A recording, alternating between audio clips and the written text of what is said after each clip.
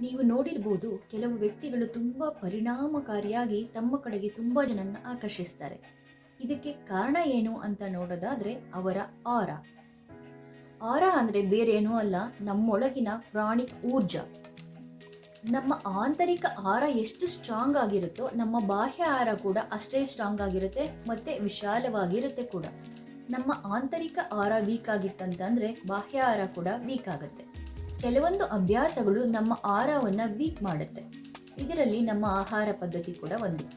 ಈಗ ಅತಿಯಾದ ಮಾಂಸಾಹಾರಗಳು, ತುಂಬ ಕರೆದಿರೋ ಹುರಿದಿರೋ ಆಹಾರಗಳು, ಸ್ಪೈಸಿ ಫುಡ್ಗಳು, ಪ್ಯಾಕ್ಡ್ ಮತ್ತು ಟಿನ್ ಫುಡ್ಗಳು, ಮತ್ತು ತುಂಬ ಪ್ರಿಸರ್ವೇಟಿವ್ ಹಾಕಿರುವಂಥ ಫುಡ್ಗಳು ಕೂಡ ನಮ್ಮ ಆಹಾರನ ವೀಕ್ ಮಾಡುತ್ತೆ. ನಶೆ ಉಂಟು ಮಾಡುವಂತಹ ಪದಾರ್ಥಗಳು, ಡ್ರಗ್ಸ್, ಬೀಡಿ, ಸಿಗರೇಟ್, ಗುಟ್ಕಾ, ಟೀ, ಕಾಫಿ ಈ ಥರದ ಫುಡ್ಗಳು ಕೂಡ ನಮ್ಮ ಆಹಾರನ ನಾಶ ಮಾಡುತ್ತೆ.